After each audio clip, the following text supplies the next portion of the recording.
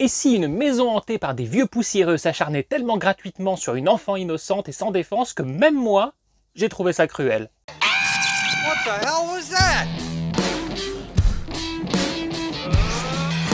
Oh, c'est quelle chaîne ça?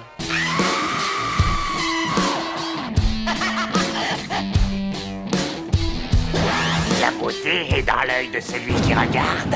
Hey, this looks like a cool movie.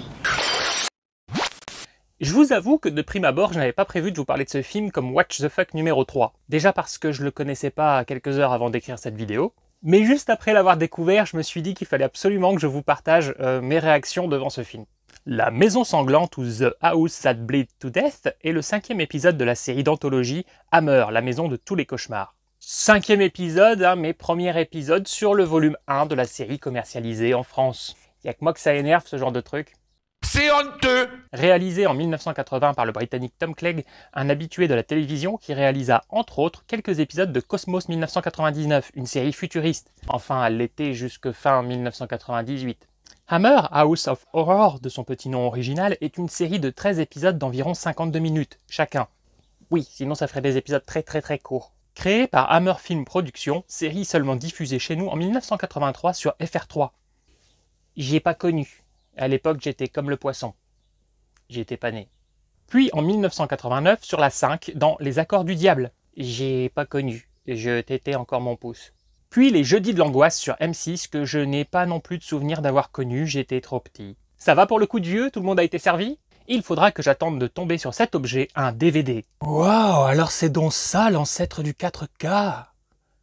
Ouais bon ok, là je suis plus crédible. Lorsque je mets le DVD de la Maison Sanglante dans le lecteur DVD, meilleure formulation, je ne sais pas de quoi ça s'agit, mais je me doute que c'est l'histoire d'une maison où il s'est passé de vilaines choses. Vous êtes impressionnant. Pouvez-vous me dire comment vous faites?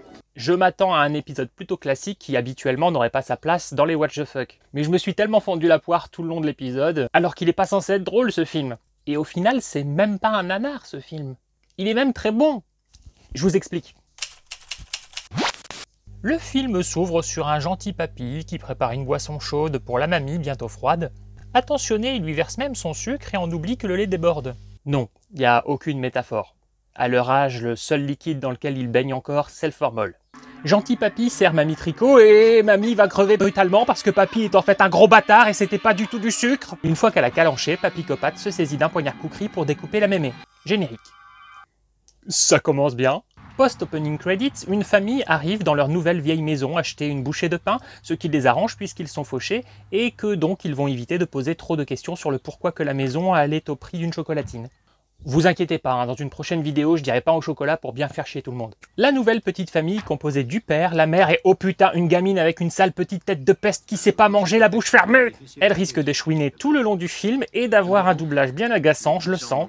Je vous ai jamais parlé de ma passion pour les gosses? Je hais les gosses. Il faut dire qu'au moment où je lance le film, je viens encore et encore d'entendre le gosse de mes voisins chialer dans les couloirs où il y a une grosse réverbe. Et quand il chiale, c'est à gorge déployée. Hey, le bruit le plus agaçant du monde, tu connais? Couloirs dans lesquels mes voisins semblent avoir élu domicile parce que chez eux c'est pas assez grand. Et ils chialent tous les jours depuis des mois qu'ils sont arrivés ici. Et pourtant le machin il a au moins 5 ans, donc c'est pas un bébé.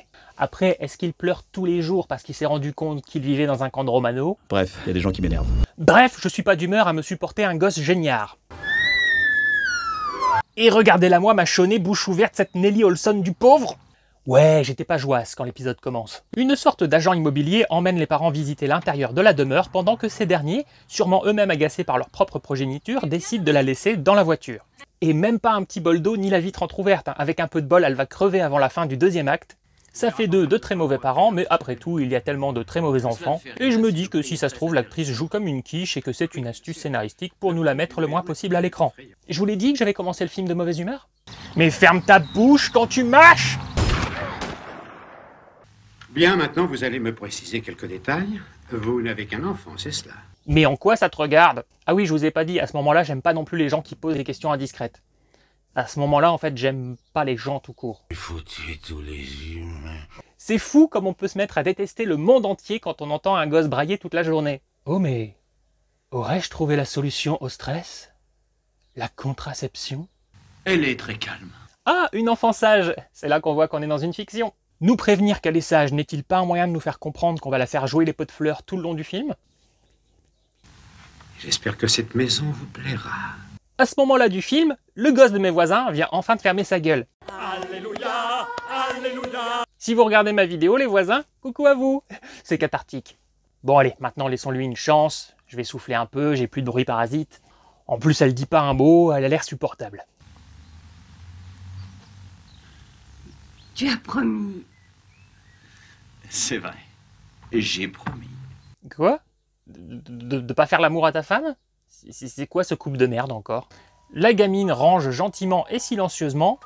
Merci. Ses poupées. Bon, je me rends compte sur ces plans que j'ai peut-être été un petit peu dur, qu'au final elle a peut-être plutôt une bonne bouille, un peu une sorte de Chloé Moretz Wish. Ouais, je me radoucis un peu, j'ai pas dit que j'étais prêt pour l'adoption, hein. Ne mélangez pas tout. Chloé Maurice voit soudainement les portes se refermer toutes seules, la mère Maurice sent le gaz et se rend compte que ça ne vient pas de ses fesses, et un mur se met à se fissurer et à saigner. Du coup, Chloé Maurice, elle se met à chougner. Qu'est-ce que c'est? Mais plutôt discrètement, du coup elle est pas énervante et j'arrive à compatir. Un petit peu. La voisine se tape l'incrus, rend poliment visite au nouveau locataire. La gamine, toujours seule et silencieuse, installe une photo de ses parents dans sa chambrette. Oui, bon, ça va, j'ai compris, vous essayez de nous faire croire que c'est une gamine modèle et que j'ai été un gros con de m'emporter aussi vite contre elle. Bah non, ça marchera pas. La voisine semble reconnaître une nappe appartenant aux deux vieux miteux de l'intro, puis reconnaît le kukri. Oui, ça s'appelle un kukri. J'ai galéré à trouver le nom de cette arme blanche pour vous apporter une vidéo de qualité. Moi je dis que ça mérite un pouce sur la vidéo. Chloé Maurice, qui s'appelle en vérité Sophie, mais je m'en fous, je préfère l'appeler Chloé Maurice, est toujours très sage, très muette et caresse gentiment son chat adoré. Bon, ok, je me suis peut-être un petit peu emballé, elle a l'air vaguement attachante. Qu'est-ce qui m'arrive? Vaudrait mieux viriliser. La mère trouve un second couteau kukri. Oui, je vais le rôder, hein, ce mot, maintenant que je l'ai appris. Et le lance à son mari en bas de l'escalier. Alors soit t'as envie de le buter, comme le mari a buté sa femme au début, ce qui pourrait être un début de trame scénaristique, ou alors tu es complètement conne. Vise un peu, on a la paire. Et apparemment, ça a plutôt l'air d'être la seconde option. Le mari de la voisine mate le couple dans leur intimité, ce qui n'a pas l'air de déranger sa femme. Les bases d'un couple solide. La petite fille modèle blonde qui aime ses parents, qui ferme sa gueule et qui range ses affaires, apporte une petite coupelle de lait à son petit chat mignon et qu'elle retrouve complètement crevé, atrocement mutilé sous ses yeux et baignant dans le sang. Ah ouais, comme ça, sans prévenir. Évidemment, Chloé Maurice se met à chialer. Ouais bon, ok, là je t'autorise, tu viens quand même de vivre un truc pas... Calme-toi, je te dis, Sophie! Ne sachant comment calmer son enfant, la mère la gifle et je vous remets les images car passer l'étonnement, ça me fait beaucoup rire. Calme-toi, je te dis, Sophie! Et du coup, cette gifle complètement gratuite me fait gagner 10 points de sympathie pour Chloé Maurice. Du coup, là, elle est à 10 points. C'est fini. Pour le chat, oui. Pour la gamine, par contre, ça va être beaucoup plus dur à oublier. Mais ça me plaît bien, cet épisode, ça s'attaque aux animaux et aux enfants. Je m'attendais à 0 goutte de sang et à beaucoup de suspense, donc je suis plutôt agréablement surpris jusqu'ici. Le père enterre Timmy le chat, sous les yeux de Chloé Maurice. Je suis à 2 doigts de dire pauvre choupinette, hein. Mais je dis jamais ce genre de truc ni. Elle l'aimait, ce sacré chat. Le monde tournait autour de ce maudit chat. C'est vrai qu'on l'a toujours vue seule et quasi muette jusqu'ici avec seulement Timmy comme seul compagnon. Oh, pauvre choupine. Virilise-toi. Après plusieurs heures, Chloé Maurice trouve enfin le sommeil. Et quand je vois ce qu'ils ont réservé à la gamine, j'ai hâte de voir ce qui va arriver aux parents. Ouais, je suis sadique.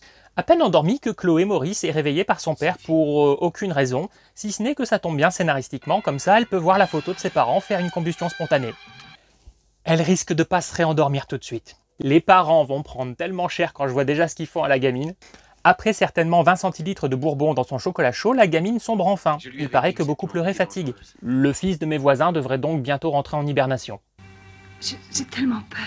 Ah mais t'as raison d'avoir peur, moi je te prédis que ça va te tomber sur le coin de la gueule, tu vas rien voir venir. On nous donne pour explication que la maison revit le drame du passé. C'est vrai ça, on s'attarde jamais sur les traumas et les sentiments d'une maison. Il devrait peut-être engager des psychanalystes chez Stéphane Plaza. La voisine expose tous les faits étranges dont elle a été témoin depuis leur emménagement, mais force est de constater que concrètement, eux n'ont rien vu de leurs yeux vus, donc ils préfèrent faire comme si de rien n'était. C'est notre maison, et il ne nous est encore rien arrivé. Ouais, et ta fille, elle compte pour du demi-sel ou quoi? Les parents demandent à la voisine de la boucler sur cette histoire, car ils ne veulent pas perdre la maison, que les choses s'ébruitent, que cela se mette à intéresser de trop près le voisinage, les médias, etc. La voisine accepte, les parents rentrent chez eux en laissant leur fille endormie chez le couple de voisins qu'ils connaissent depuis peu. Ok, donc là, si Chloé Maurice se réveille, elle est dans une maison qu'elle ne connaît pas, chez deux voyeurs, et ses parents l'ont abandonnée. Oui, la protection de l'enfance. Le lendemain, la mère fait ses courses, aperçoit une tranche de foie qui lui rappelle Timmy, et s'évanouit. Sophie, arrête de te gaver de chocolat et va me chercher du lait dans le frigo. Tu veux bien?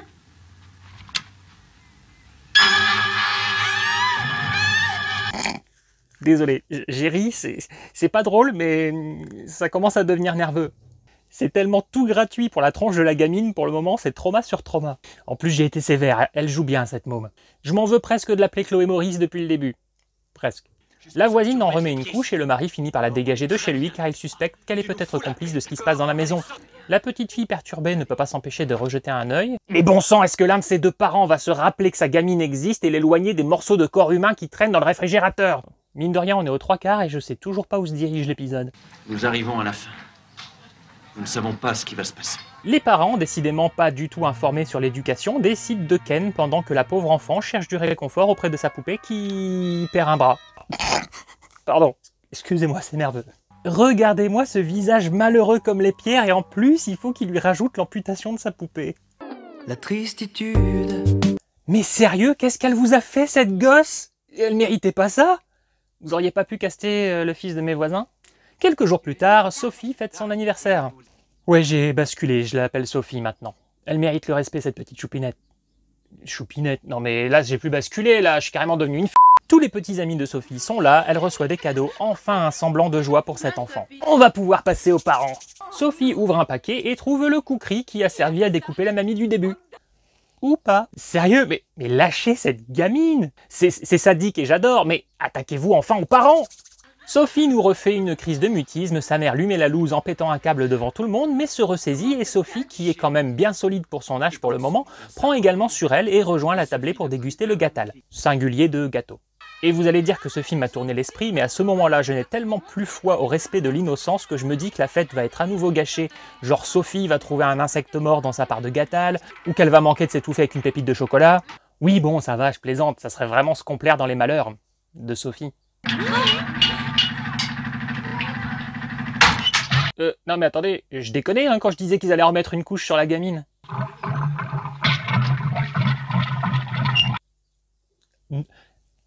Non.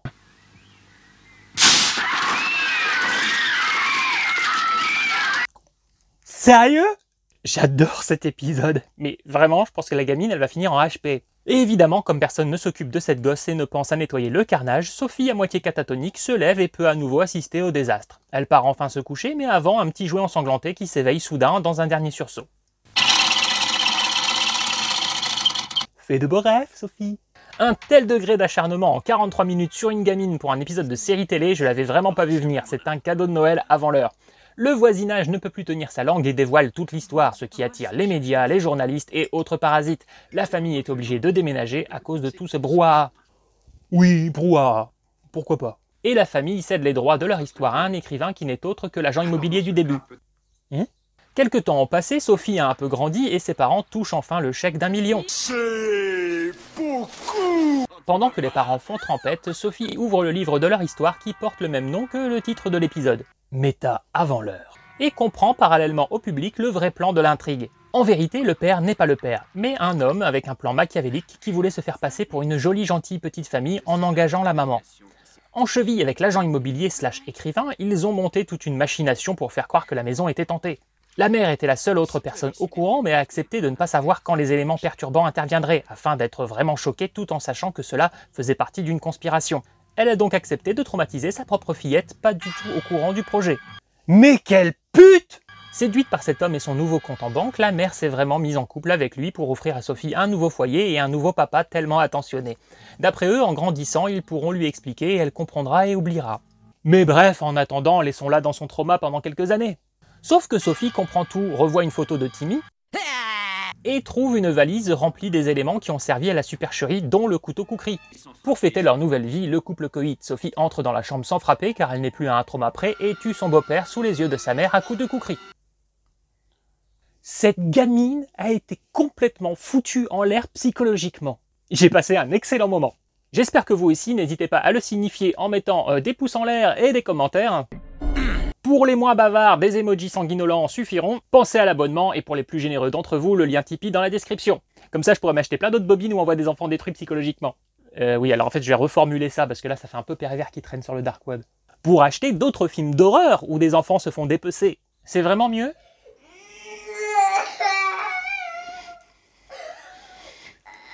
On se retrouve bientôt pour un 4e What the Fuck. Pour la sortie de la vidéo, comptez 10 à 20 ans. Ça dépendra de la clémence du juge. Il a fait peur aux enfants. J'ai pas gueulé, je leur ai signifié gentiment qu'on n'était pas chez les Romano et qu'il fallait qu'ils décarrent vite fait de leur canfouine avant de prendre ma main dans la tronche.